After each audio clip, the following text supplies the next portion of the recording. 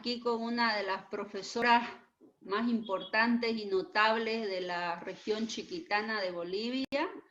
Y bueno, es un gusto contar con su presencia. ¿Qué tal si se presenta su nombre completo, su trayectoria profesional, cuántos años ejerció como profesora? Y de ahí vamos a ir desarrollando un poco esta breve entrevista número 1 de este proceso de construcción de la historia de la educación en la región chiquitana de Bolivia. Bien, buenas tardes. Mi nombre es Carmen Teresa Landívar, viuda de Rubín de Celi. Yo trabajé 30 años en educación. Primero empecé en comunidad en Chochís y luego me trasladé a Roboré, donde me jubilé a los 30 años de haber ejercido la profesión, ingresando a trabajar en la Universidad Católica de Cochabamba, pero a distancia en Roboré, formando maestros también, ¿no? Saqué 2 promociones. Luego estuve de alcaldesa, de concejal, en los años 94 hasta el 2000. Después me fui a la Asamblea Constituyente, participé de ella por Podemos. Allá estuvimos en Sucre, hicimos varias cosas. A mí me tocó la Comisión de Educación porque la elegí, porque tenía mucha experiencia en ello. Entonces me fue bien. Retorné nuevamente a mi pueblo natal, que no lo cambio, Roboré.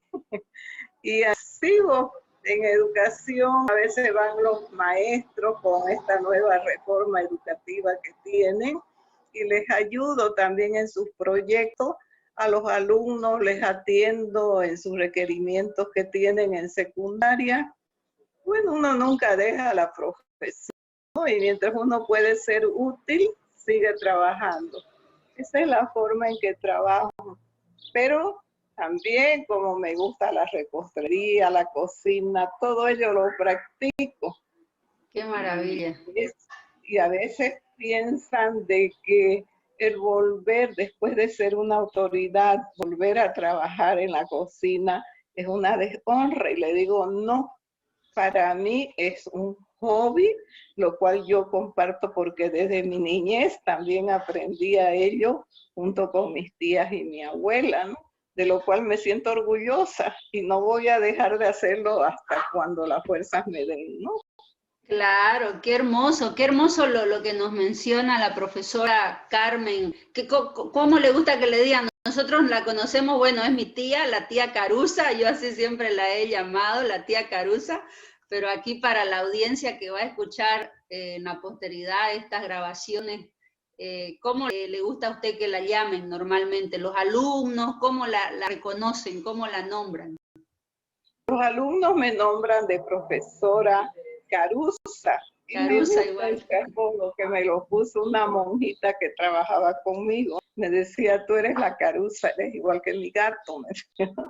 O sea, Qué hermoso. Qué apodo tan bonito. en el pueblo me gusta más que me digan profesora a que me digan honorable o alcaldesa. O no me gusta, me suena mal. Claro. Mucho más noble es la educación. Sí, qué hermoso. Además lo que usted menciona, o sea, una muestra clarísima de la vocación y la honorabilidad suya es lo que menciona en relación con la alimentación. La palabra alumno viene de persona sin luz, y la palabra alimento, que tienen raíces etimológicas parecidas, significa dar alimento, y el educador da alimento al alma de los estudiantes.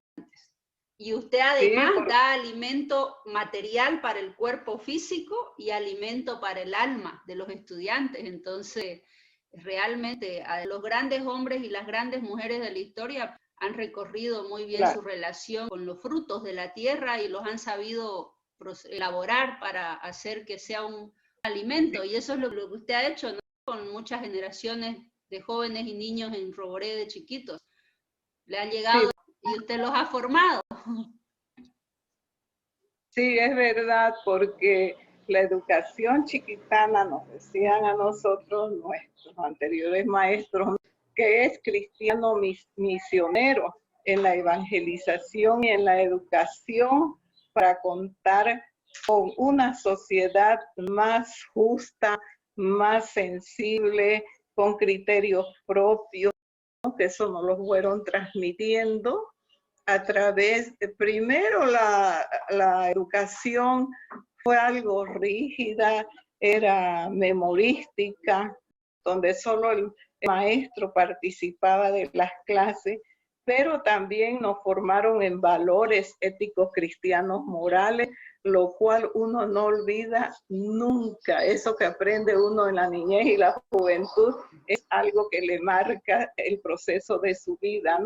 Porque siempre nos decían ellos, tienen que pensar en que hay que formar una sociedad con criterio para llevar una mejor condición de vida, porque ya ustedes están pasando a otra etapa, no es como al comienzo de la educación chiquitana, donde era imposiciones y muy pocos participaban de la educación. Y la educación es el desarrollo de una sociedad, de una cultura. Entonces todo eso uno lo va transmitiendo a sus alumnos, esos valores que tienen que tener. Y yo me siento feliz de haber formado a tantos. Ahora los miro, tantas generaciones, ahora los miro profesionales y con qué cariño que me dicen profesora, y eso llena uno de orgullo, pues, ¿no? El tener esa gente. 30 años, además, usted trabajó como profesora normalista en las escuelas de Roboré de chiquitos. Sí, de Roboré. 30 años es una vida entera. Y a veces me dicen, ¿por qué no cambias de lugar? Ándate a la ciudad. No, le digo, para mí mi vida es mi pueblo, es Roboré, donde tengo mi gente que quiero y comparto con ellos. Claro. Porque cuando quiero agarro y me voy a una comunidad, estoy con ellos participando, haciendo algunas cosas que quieren aprender.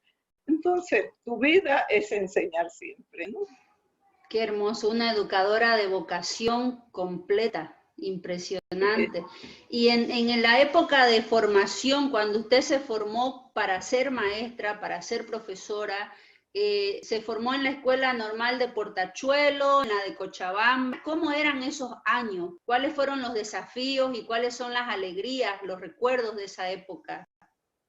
Bueno, los desafíos fue que empecé a trabajar empíricamente a nivel iglesia, que me habló el párroco para que yo me fuera a Chochí a atender a los niños, que nadie quería ir en ese tiempo. Allá compartí con ellos 3 años y daba mi educación, todo. Luego me vine a Roboré, entré en Ángel Sandoval a trabajar también de maestra de primaria. Primero trabajé en prebásico, después primaria.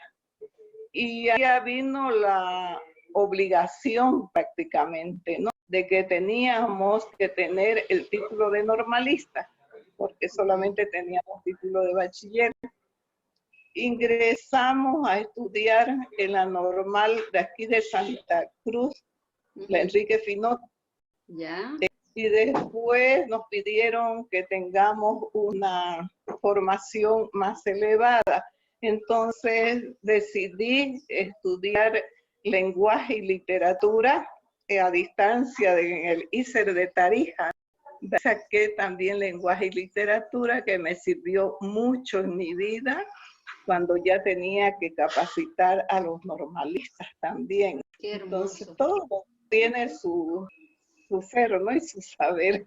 Claro, entonces usted empezó de manera empírica y es interesante esta trayectoria como profesora suya, porque desde el proceso empírico, luego usted con toda esa experiencia entra a un sistema formal para obtener un título como profesora, aunque usted ya era profesora de vocación y con toda la trayectoria. Y claro, lo que hace es sistematizar toda esa experiencia, la reflexiona y perfecciona su oficio, de alguna manera. Sí, así es, porque era necesario tener una pedagogía contar con una dosificación de temas para poder impartir mis clases. Y todo eso ya es a través de la normal que uno lo aprende, ¿no? Y la psicología para los niños. Qué hermoso, qué hermosa trayectoria. Además que da cuenta un poco de, o sea, uno se pregunta, ¿esto habrá sido en los años 70, años 80? ¿Usted fue a Chochis? Estuve a partir del 1968. 1968, imagínese, Ahí despuesito de la Revolución Nacional, sí, cuando la educación se volvió un derecho. Ahí estuve yo trabajando. Wow. La historia de la educación boliviana, o sea, usted la experimentó desde las zonas de las entrañas, como decimos. Sí, en comunidad. Y de ahí ya me fui a Roboré y continué trabajando. Estuve en prebásico, en básico. Después, como se implementó el intermedio, que ese fue un vacío que hubo en la educación, porque se secundaria y pusieron los 3 grados de intermedio. Y siempre reclamábamos y decíamos, esta etapa de estos 3 años es un vacío en la educación, porque no habían unos planes y programas que sustenten cómo eran. Y luchamos harto en ello. Luego vinieron de la Iglesia Católica, los congresos, de Cochabamba, de los cuales participé en 2, uno recogiendo las experiencias de todas las comunidades, y como nos reuníamos de todo Bolivia, escribimos un libro verde que se llamaba Con toda la educación de la chiquitanía. Este libro sirvió para que cuando estaba Gonzalo Sánchez de Lozada hagan la nueva reforma educativa, el libro rosado. Ya eso, 1990, 1994, 94, esos años. 94. Recogieron todas nuestras experiencias vividas y entonces ellos sacaron para el libro rosado que se llamaba la Ley 1554. Pero de ahí salió la reforma educativa, lo cual nos llenó de orgullo también poder participar en ello, en esa construcción de la educación. Claro, esa reforma educativa del 94 fue la tercera ley de educación en la historia de Bolivia y fue muy importante en 2 aspectos porque incorporó el concepto de lo intercultural, que a nivel mundial ya estaba posicionado el respeto a los pueblos de las zonas rurales, pueblos nativos, claro. y el hecho de que ya no eran esclavos de la tierra y del patrón, sino que tenían que acceder a la educación, a la salud, ¿no? Eran personas. Entonces, el 94 fue un momento clave en la historia de la educación de Bolivia y usted estuvo ahí. Sí, estuvimos participando y orgullosa de ello porque en realidad son aportes. Y aquella vez en La Paz fui premiada como impulsora en esa educación de impartir. Y me sentí feliz, orgullosa por mi pueblo, porque mi pueblo resaltó en aquella ocasión, Roboré. Qué maravilla. Claro, Roboré además es una ciudad ahora, Roboré es una ciudad, sí, lo que llaman las ciudades intermedias, los que saben de arquitectura y ciudades, y Roboré claro. Ha crecido muchísimo y aquí usted da cuenta un poco de cómo la educación aportó a ese desarrollo. Ahora, en ese proceso, profesora Caruza, el tema, por ejemplo, de los recursos para infraestructura educativa, los recursos para material pedagógico, los salarios o los ítems que llaman de los profesores. Nosotros sabemos que Bolivia tiene una educación centralizada, eso no ha cambiado hasta ahora y es un desafío lograr descentralizar la administración educativa, porque solamente la gente que está en el lugar sabe lo que necesita. Rara vez el que está allá en el centro de poder va a saber que en Roboré se necesitan ventiladores y aires acondicionados porque la temperatura puede llegar a 50, digamos. Entonces, ¿cómo usted en su experiencia vivió, reflexionó, venció estas vicisitudes a lo largo de su camino? Eso se vence prácticamente, como te decía al comienzo, que es cristiano, misionero, esto de la educación chiquitana. Entonces, ese concepto a uno se le graba. Y si uno dice yo puedo, porque no podés decir yo no puedo. Mi abuela siempre nos enseñó que todo es posible, que todo se puede, pero es con voluntad. Y así fue que yo seguí esas huellas, esos pasos, y bueno, aportamos bastante. Y aunque no te reconozcan, pero vos sos feliz de haber aportado. Y en cuanto a la economía en aquel tiempo, los padres que eran de Austria, ellos conseguían financiamiento para poder ayudar a que crezca la educación. Compraban los módulos educativos para darle a aquellos niños que carecían de lo necesario, porque se miraba que había que mejorar la capacidad y la condición de vida que iban a llevar hacia adelante esa juventud y esa niñez. Entonces se buscaban recursos de donde sea, pero siempre se conseguía. Por ejemplo, España harto aportó a la educación, harto, y sigue aportando porque en Roboré hay un micro que lo maneja prácticamente a dirección del Colegio Marista para los niños de comunidades de Limón, Los Sotos, San Pedro, Santa Elena, que en su comunidad no llegan más que hasta el sexto básico y no pueden estudiar más porque a veces sus papás no tienen la condición. Entonces ellos con jóvenes voluntarios de España consiguieron, ellos pagan un micro, se los recoge todos los días, se los lleva, se les da la alimentación en el colegio y en la tarde, a las 5 de la tarde, los vuelven a su comunidad para que ahí duerman. Han salido ya varios bachilleres, ya hay 2 promociones de profesionales, donde hay también médicos, hay maestros, y así se van formándose y van mejorando su condición de vida en esas comunidades, porque ya ellos ven otras necesidades, se le abren otros horizontes. Esa es la forma de la educación, allá todavía se mantiene. Te doy un ejemplo ahora, en estos últimos años, que más se están dedicando a malos valores. Hay crímenes, hay robos, hay todo. Pero sí también tenemos formadores que saben llevar adelante a los educandos para que tengan mejor condición de vida. Esa es la ventaja que tenemos en la educación. Qué maravilla. Claro, además en los últimos años, digamos, la relación, entrando un poco a hablar de la relación entre el acceso a las tecnologías dentro del ámbito educativo en 1968, 1980, 1990 y ahora, ha habido una transformación, ¿no? Ha habido una transformación. Grandísima. Claro.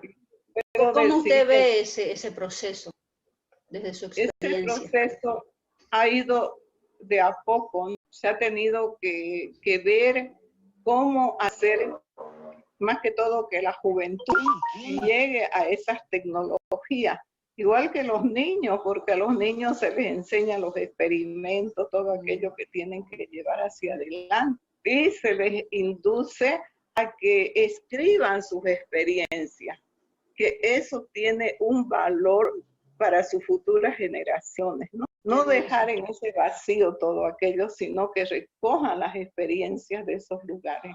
Que además van recogiendo la riqueza propia de sus territorios, la riqueza cultural, valórica. Y en el tema, por ejemplo, en los 60, en los 80 se usaba, porque la tecnología varía de tiempo en tiempo. Antes lo último en tecnología era tener una tele en tu casa, o una heladera, o una radio, ¿no? Ahora lo último es el celular o el libro electrónico. Sí. En su tiempo, el alcance que tenían los profesores, ¿era real? ¿El gobierno central apoyaba en el acceso a la radio, la alfabetización a través de radio?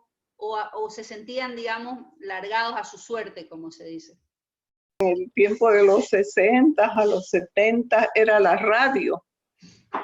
Más posterior ya fue la tele en blanco y negro, que también los chiquititos decían, vamos al cinecito, decían Carlos, ¿no? Esas eran las formas primeras, y de ahí para escribir era la máquina de escribir.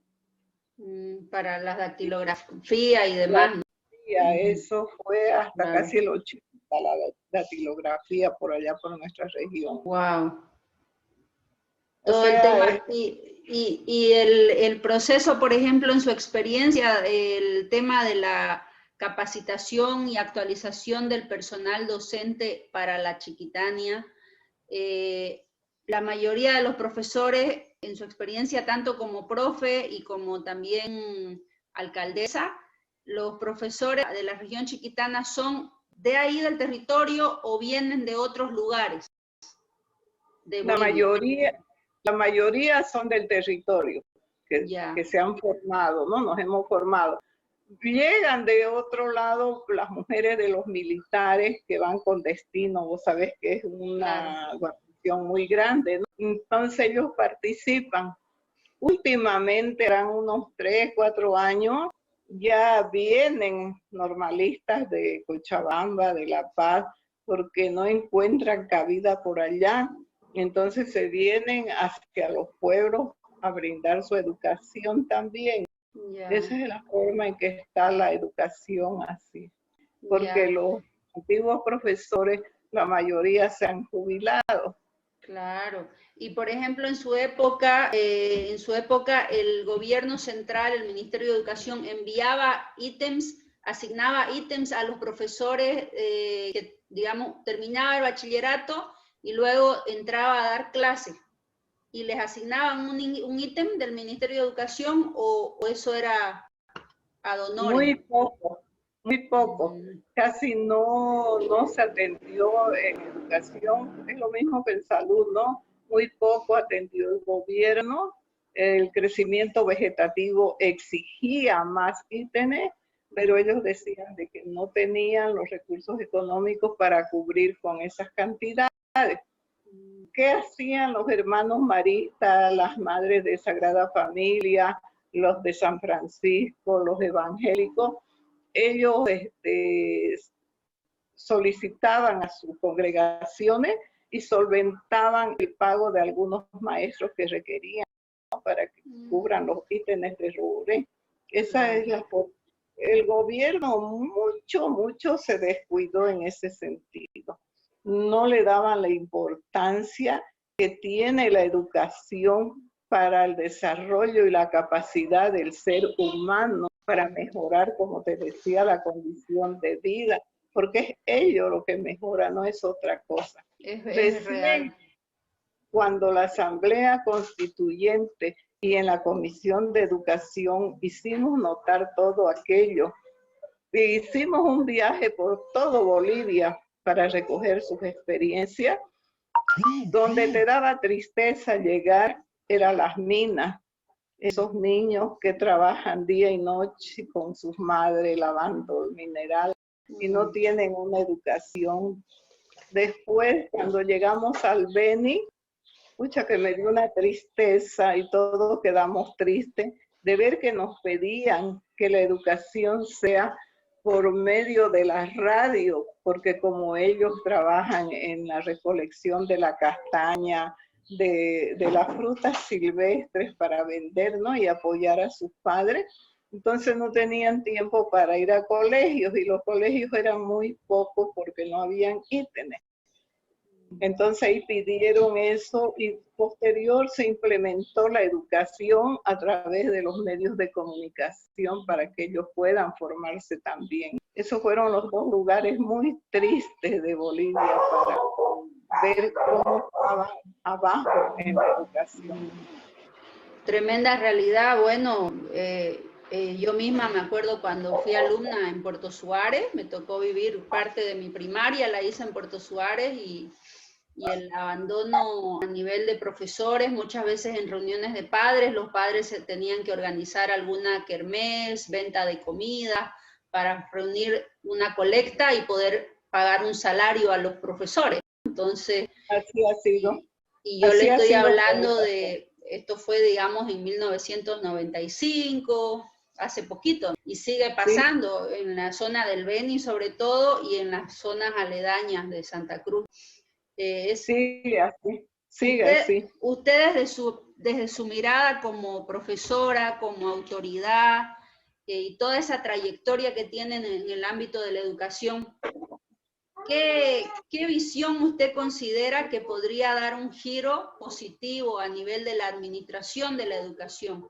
Si usted fuera, supongamos, autoridad en la gobernación o en el Ministerio de Educación de Bolivia, ¿qué salidas o qué opciones ve desde su experiencia y desde esto que le tocó vivir en carne propia, ¿no? Porque a veces contratan asesores externos que tienen el conocimiento teórico, digamos, pero otra cosa es estar en el terreno y entender las dinámicas y cómo se juegan relaciones de poder también que suelen haber, ¿no?, en las comunidades.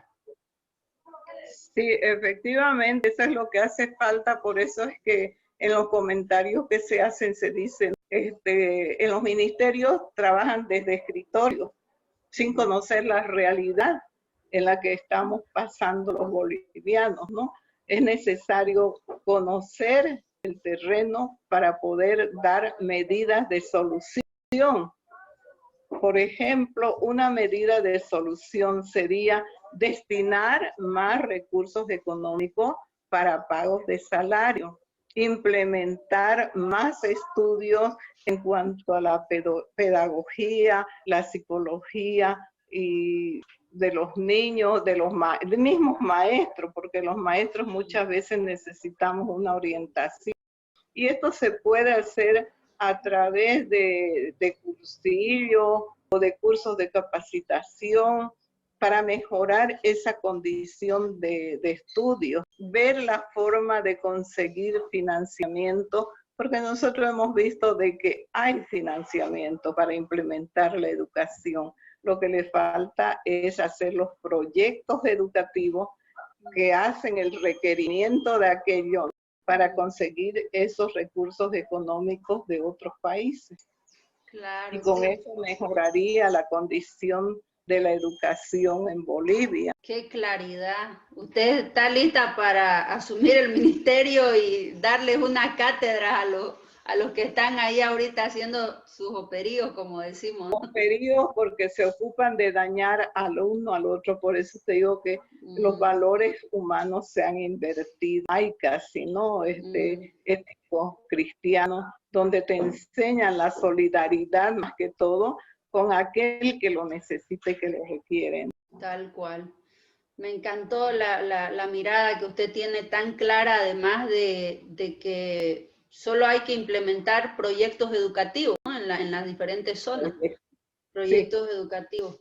Y además el tema identitario, ¿cómo ha sido cómo usted mira así en retrospectiva, digamos, cuando uno mira a lo largo del tiempo como en una película, cuál ha sido la transformación identitaria que han experimentado los habitantes de Roboré de chiquitos y sus alrededores, y tanto profesores como familias, estudiantes?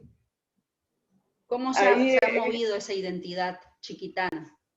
Esa identidad chiquitana se ha movido gracias, como digo, ¿no?, a los extranjeros que llegaron, los sacerdotes, los hermanos maristas, las hermanas religiosas de distintas congregaciones, porque ellos han mirado con otra visión y han orientado para poder llevar hacia adelante y que no se estanque nuestra educación de la región. Eso se ha visto porque ellos pedían, por ejemplo, al SAED, una institución como una ONG en Bolivia que capacitan a maestros en distintas formaciones.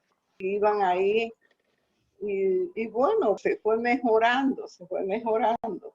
No es que en la Chiquitanía esté mal la educación, En la chiquitanía se trata de conservar los principios y valores solidarios que se han tenido desde un inicio. Más que todo es la solidaridad que tenés que llevar hacia adelante y un pensamiento crítico, porque eso nos hace ver la realidad en que estamos viviendo, ¿no? Qué maravilla lo que dice, qué maravilla, es una sabiduría impresionante además, porque los incendios que se han estado viviendo estos últimos años han demostrado que han sobrevivido los humanos de la región chiquitana gracias a estos valores que están bien, que se han elaborado entre todos. Son pilares muy fundamentales que se han tenido en esta formación que se ha llevado adelante, porque tenemos que pensar siempre en nuestras comunidades para mejorar su condición de vida, porque si no les mejoramos su condición de vida, todo es vano, todo es perdido. Y eso hay que mirarlo muy profundo. Después de haberse jubilado, ¿usted logró acceder de manera, digamos, con fluidez a sus derechos como profesora jubilada o tuvo que hacer todo un trámite? ¿Cuál es la dinámica y la relación que tiene un profesor de la región chiquitana con el Ministerio de Educación a nivel laboral? ¿Cómo están sus derechos laborales? ¿Cómo usted siente esa parte? En derechos laborales yo me siento bien, porque cuando me tocó jubilarme, armé mi expediente, lo puse todo en orden, me fui a la dirección distrital, me lo hice sellar, firmar, me vine a Santa Cruz, al Senacir, que es donde uno se jubila, y ingresó, y puedo decir que yo tuve mucha suerte, porque a los 15, 20 días ya yo estaba jubilada, recibiendo mi pensión de jubilada. Qué buen dato. Eso es importante a nivel administrativo de los procesos, porque al final es la vida de una persona para seguir sosteniéndose a sí misma a través de toda una trayectoria y la jubilación que se merece. La jubilación jubilosa, para que sea jubilosa, como se dice, como dice el dicho. Lo que pasa es que a algunos les cuesta, digamos, en su jubilación. ¿Por qué? Porque han sido muy desordenados. No han guardado sus documentos, no han guardado sus memorándum, y cuando ya quieren armar el expediente, entonces es difícil, tienen que correr para acá, para allá y poder conseguir todos los documentos. Y hay documentos que son muy personales y que te entregan una sola vez y después sacar fotocopia de ellos ya te lleva más trabajo y de ver un abogado, todo eso. Pero claro, si lo tenés todo en orden, tu currículum, lo presentas y no es más. Claro. Luego nomás te califican. Usted fue ordenando, usted fue sistemática, salía de una institución, guardaba los papeles, guardaba, todo. Eso es clave, ¿no? Eso es clave. Todo. Y gracias puedo decir a que cuando el 68 yo me fui a trabajar a Chochí, aprendí mucho de la Madre Alma, que en paz descanse, porque ella nos decía, papelitos cantan y un papel se guarda, y nos daba nuestros archivos que guardemos todo. Incluso era tan metódica que eso hasta ahorita me sirve en la vida, que ella decía, hay que recibir el sueldo, hay que tener sobrecitos donde pones lo que es para la carne, para el pan, para la ropa, todo. Y pones ahí tu dinero. Y si te falta y querés comprarte algo, no lo compras, porque eso ya tiene su destino. Y así no vas a salir de tu trámite de vida. Administración económica del hogar. Eso es una cátedra, porque la mayoría de los problemas en las familias tienen que ver con esa falta de ese desorden, ¿no? Los recursos económicos, porque a veces, digamos, yo tengo el dinero, pero veo algo que me gusta y me lo compro, no pienso en el día de mañana, lo que tengo que pensar, cómo voy a llegar al fin del mes. Claro, las prioridades. Y eso nosotros tratamos de transmitirle a los alumnos, ¿no? Si tenés para pan, es para pan. Si tenés para carne, es para carne. Si te sobra, bueno, ya es tu suerte, ¿no? Claro, te das tu gusto si te sobra. Que si tenés para el libro de literatura, para el libro de sociales, toda la Claro, planificación, hay que toda la administrar. planificación, tal cual. Este es el mayor problema que existe en Bolivia. Es real, es real. Es tremendo. Además es un tema de hábitos. Es un tema de hábitos. Cuando uno se malacostumbra a una vida desordenada, vienen los problemas, como se dice. ¿Verdad? Y, ¿Verdad? y otro detalle, usted hablaba de un libro verde de la educación y un libro rosado. Estos documentos que son básicamente dan cuenta de una previa escritura ya de la historia de la educación hasta ese momento, ¿dónde uno los puede conseguir? ¿Son de acceso público? ¿Están El libro divulgados? verde lo Ajá. tienen en la Conferencia Episcopal de Bolivia. Ellos Ya. guardan el libro verde, la Conferencia Episcopal. Y el libro rosado, bueno, lo tiene, supongo, el gobierno hasta ahora, ¿no? Y lo tienen los EDUCA o la parte administrativa en educación. Ahí deben estar los documentos, porque son documentos muy esenciales.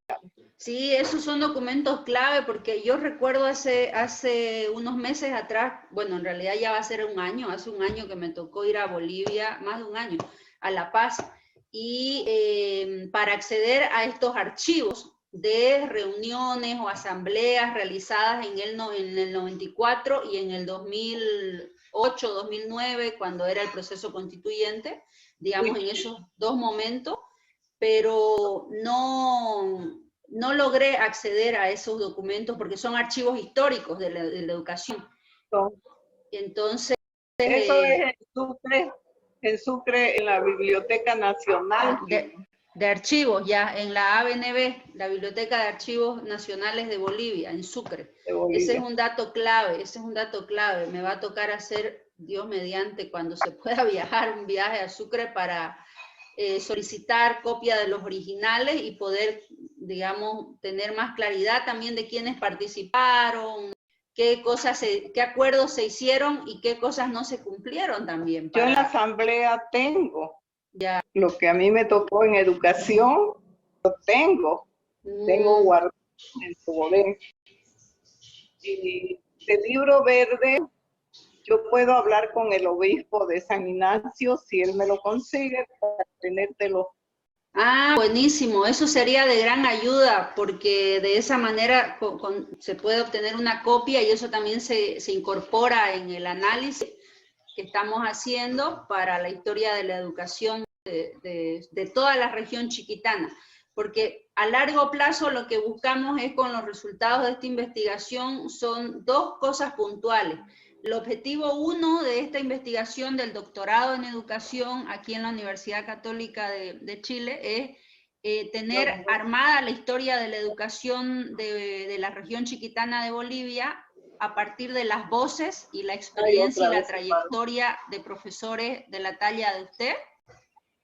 Luego, el siguiente objetivo es presentar digamos, todos esos documentos, esas páginas al Ministerio de Educación y exigir que se descentralice los recursos y la administración educativa, porque es la única manera.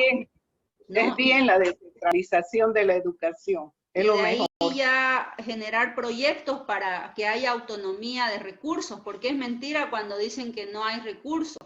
Es mentira. Los recursos están ahí, pero los destinan para otras cosas y como no conocen las necesidades de las regiones, entonces, por eso es la realidad. Esa es la realidad, que no conocen. Por eso decimos, hacen estudios solamente de escritorio, no pisando el suelo. Exactamente, y hay muchos estudios, el gobierno del movimiento al socialismo hizo mucha estadística durante los 15 años, y con la estadística que yo le llamo la mentirística a la estadística, porque números aquí, números allá, que mejoró la educación. Y que no son realidades. Exactamente, entonces en ese sentido es que yo decidí asumir mi doctorado con una investigación cualitativa. Es decir, a partir de escuchar al que vivió en carne propia todas las vicisitudes del proceso educativo, el abandono del gobierno, y ver desde ahí qué podemos hacer para transformar. Y ver también alianzas de otros lugares. Entonces, es un camino largo, por supuesto, que Dios me dé vida para seguir avanzando, pero hay que hacerlo. Y uno que es del lugar, es su responsabilidad ética. Porque yo soy escritora, usted sabe, yo podría dedicarme a escribir mis novelas nada más, digamos. Pero hay una responsabilidad ética también como investigador. Y lo que usted me está relatando en esta primera entrevista es clave porque a mí me permite entender desde su propia voz lo que está pasando detrás de los números que muestran los gobiernos. Que no son realidades. Exactamente, no son.